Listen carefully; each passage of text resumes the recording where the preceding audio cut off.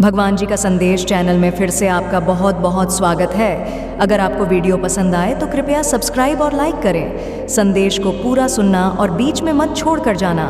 मेरे बच्चे कैसे हो तुम? मुझे पता है कि तुम अच्छे नहीं हो। अब चिंता करने की कोई ज़रूरत नहीं है। मैं आज फिर आ गया हूँ आपके लिए एक नया महत्वपूर्ण संदेश लेकर। मेरे प्रिय बच्चे, तुम्हारे खिलाफ बहुत से षड्यंत्र रचे जा रहे हैं और तुम्हें इन षड्यंत्र का शिकार होने से बचाने के लिए आज मैं तुम तक इस संदेश को पहुंचा रहा हूं। बहुत से लोगों ने तुम्हारे साथ विश्वासघात किया है, तुम्हारी आत्मा को चोट पहुंचाई है। बहुत से ऐसे लोग हैं जो तुम्हारे पीठ पीछे बहुत अधिक खतरनाक षड्यंत्र रच रहे हैं। वह इन षड्यंत्र के माध्यम से तुम्हें फंसाना चाहते हैं और मैं तुम्हें इनसे बचाने वाला हूँ। इसलिए तुम्हें हर हाल में इस संदेश को पूर्णतः अंत तक सुनना है। चाहे कुछ भी हो जाए, चाहे कोई विपत्ति ही क्यों ना आ जाए, तब भी तुम्हें किसी भी परिस्थिति में इस संदेश को अनदेखा करने की, इस संदेश को बीच में छोड़कर जाने की भूल नहीं करनी है। इसे हर हाल में पूर्णतः अंत तक तुम्हें सुनते जाना है। मेरे प्रिय बच्चे, जिन व्यक्तियों ने तुम्हारे साथ विश्वासघात किया, तुम्हें दुख दिया, तुम्हारी आत्मा को चोट पहुंचाई, अब उनके बुरे दिन शुरू हो गए हैं। उनके कर्मों का लेखा जोखा शुरू हो गया है तुम्हारे साथ। उन्होंने जो किया है उसका उन्हें हिसाब देना होगा। मेरे प्रिय, उन्हें उनके कर्मों का भयंकर दंड मिलने वाला है। जो तुम्हें रुलाकर बहुत खुश है, बहुत शानदार जीवन जी रहा है, वह अब अपने कर्मों का फल भुगतेगा। अब उसके पाप का घड़ा भर चुका है। कोई भी तुम्हें प्रताड़ित करके तुम्हारे पीठ पीछे मंत्र मुक्त खुशनुमा जीवन नहीं जी सकता, क्योंकि यह नियति को कभी मंजूर ही नहीं है। निर्णय न्याय यह ऐसी छी जो करुणा से भरी हुई होती है, तभी इनका एक महत्व होता है। लेकिन जब मनुष्य न्याय को पूरी तरह से डर को निकाल देता है, तब उसका पतन सुनिश्चित हो जाता है। चाहे ब्रह्मांड की समस्त ताकत एक होकर उसके समर्थन में क्यों ना लग जाए, तब भी उसका बचाव नहीं कर सकती, क्योंकि मैं नियत, मैं ही प्रकृति हूँ और मैं जब चाहूँ तब इसे बना सकता हूँ, जब चाहूँ तब इसका विनाश कर सकता हूँ। तुम्हारी नज़रों में यह एक क्रमिक प्रक्रिया होगी, लेकिन वास्तव में यह मेरे लिए क्षण भर की घटना मात्र है।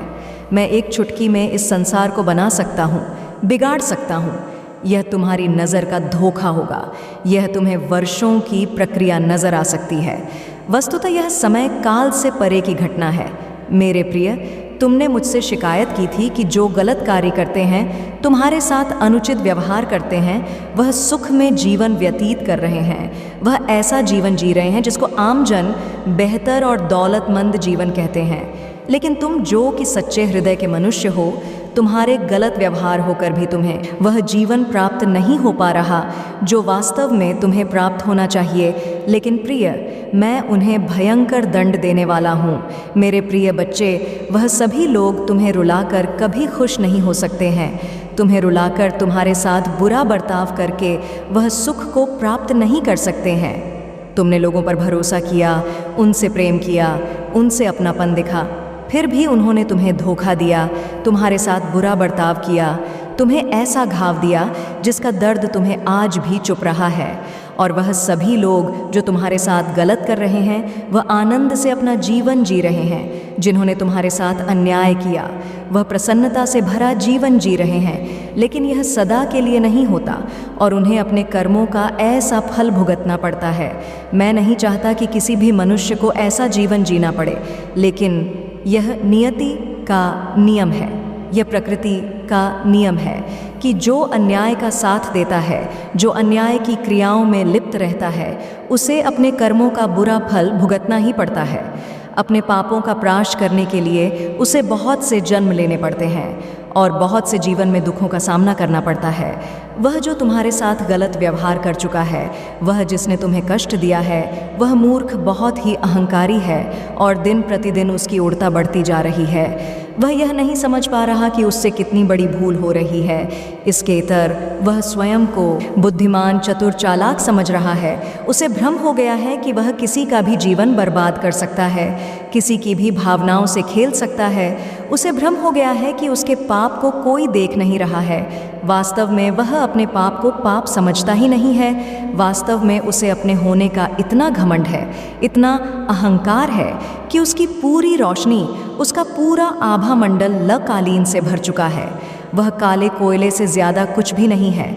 लेकिन मेरे प्रिय, उसका यह भ्रम मैं बहुत जल्द तोड़ने वाला हूँ। मेरे प्रिय, ऐसे मनुष्य को इतना श्राप मिलता है कि वह जाकर भी अपने कई जन्मों के जीवन को सुधार नहीं कर सकता है। जो दूसरों को चोट पहुँचाता है उसका काल चक्र घूमता ही रहता है। उसकी हंसी कब विलाप में बदल जाती है वह यह जान ही नहीं पाता है। मेरे प्रिय, एक एक करके अब उसके सारे कर्म उसके सामने आएंगे। अब उसे वह दर्द भी सहना होगा जिसकी उसने गलती नहीं की है, क्योंकि यह क्रमिक होता है।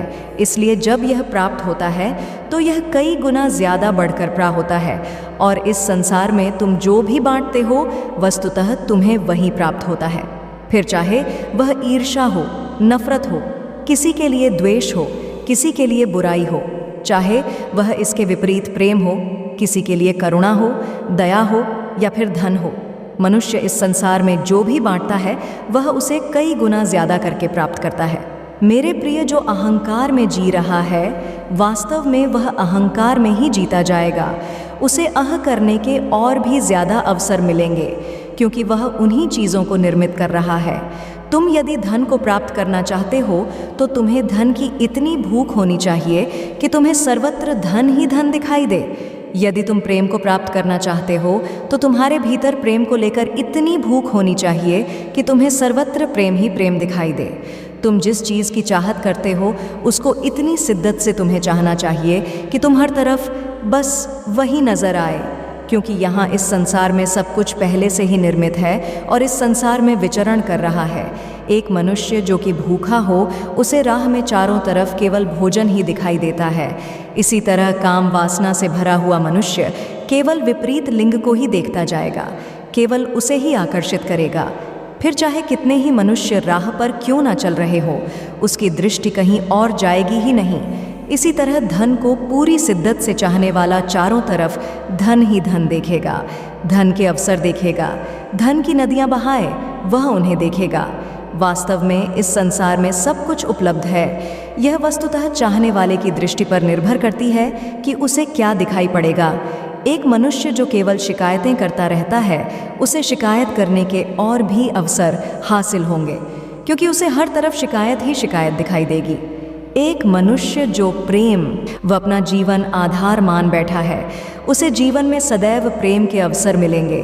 उसे चारों तरफ प्रेम ही प्रेम दिखाई देगा। मेरे प्रिय, मैं जानता हूँ कि जिसने तुम्हारे साथ बुरा बर्ताव किया है वह क्रोध में कुछ भी कर सकता है।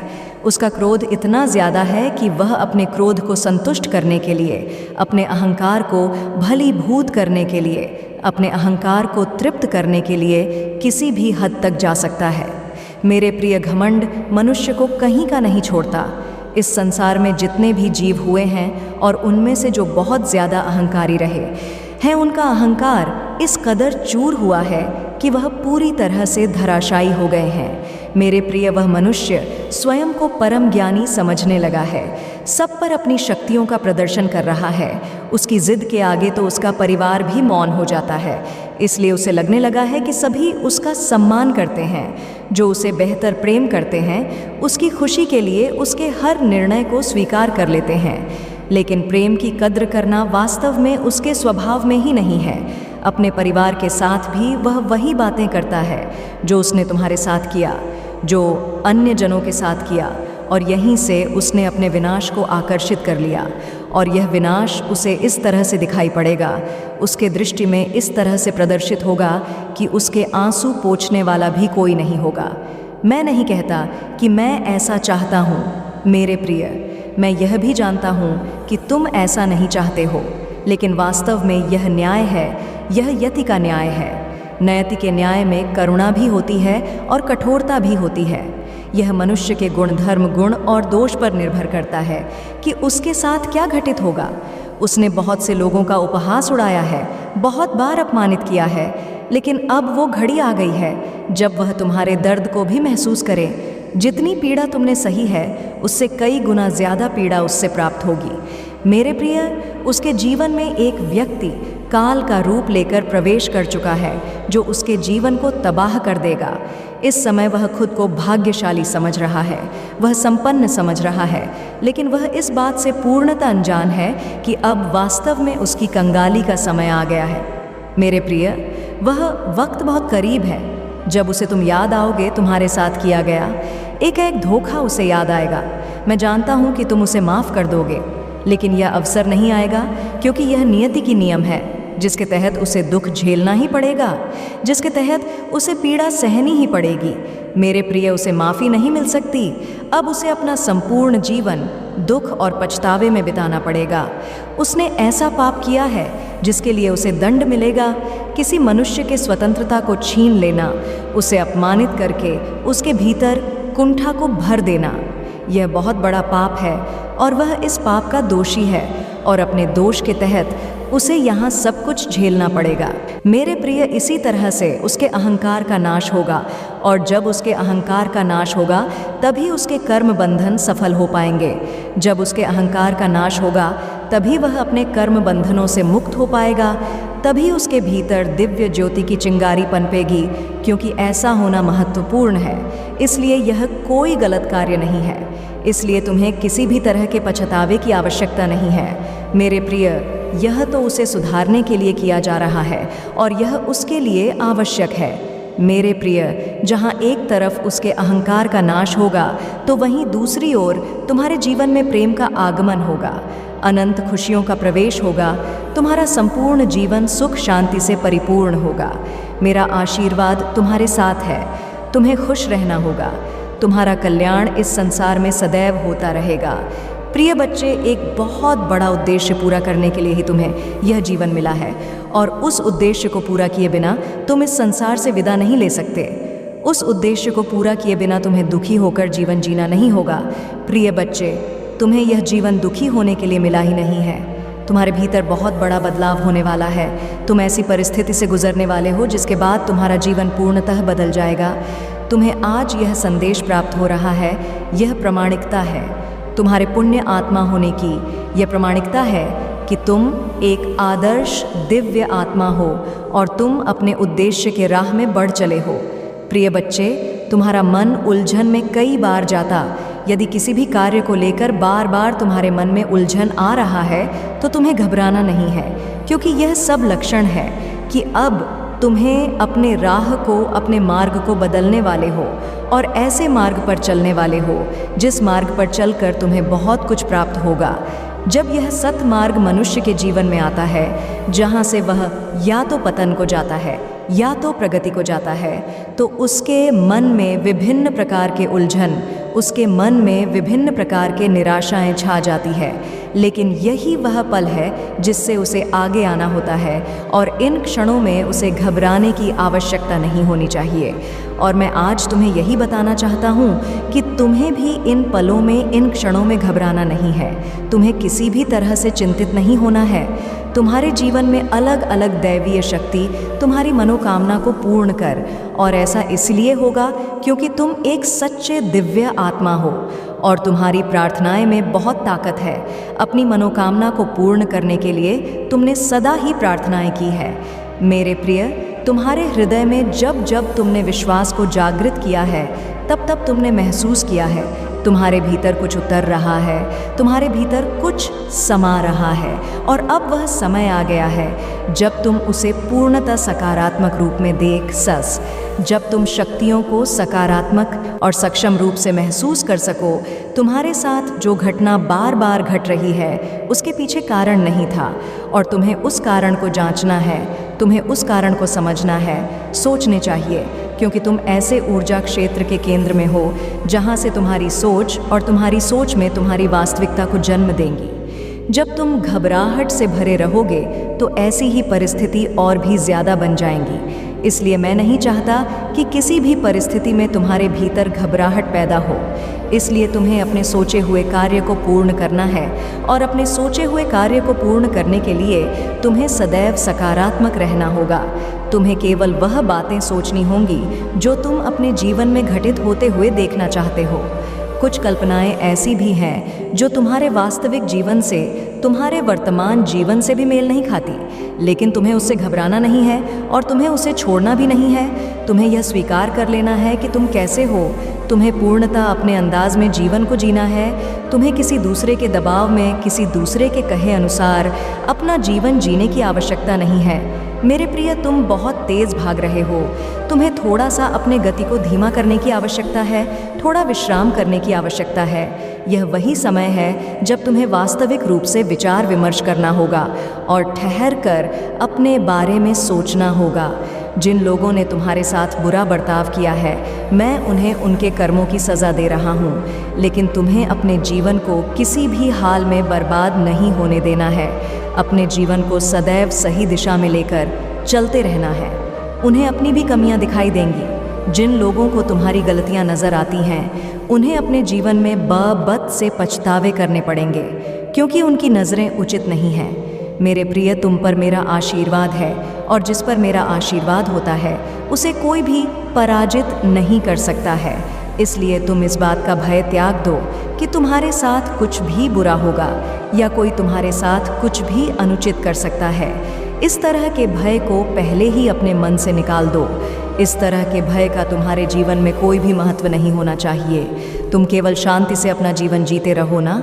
मैं तुमसे कह रहा हूँ कि तुम किसी लक्ष्य के प्रति समर्पित हो जाओ, ना मैं तुमसे कह रहा हूँ कि किसी अन्य उद्देश्य के प्रति समर्पित हो जाओ।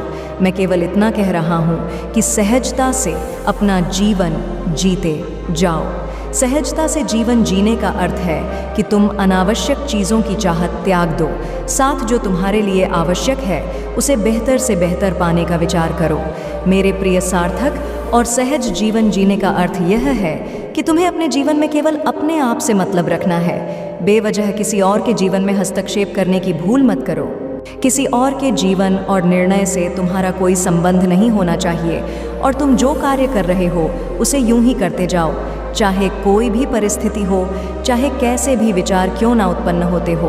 तब भी तुम्हें भयभीत नहीं होना है, तब भी तुम्हें विचलित नहीं होना है, किसी भी हाल में तुम्हें घबराना नहीं है। और एक बात सदा याद रखना कि चाहे यह संपूर्ण संसार, चाहे यह समस्त ब्रह्मांड तुम्हारे विपक्ष में क्यों ना हो जाए, चाहे कोई तुम्हारा साथ दे या बिल्कुल ना दे, मेरे बच्चे, मेरे अगले संदेश की प्रतीक्षा करना।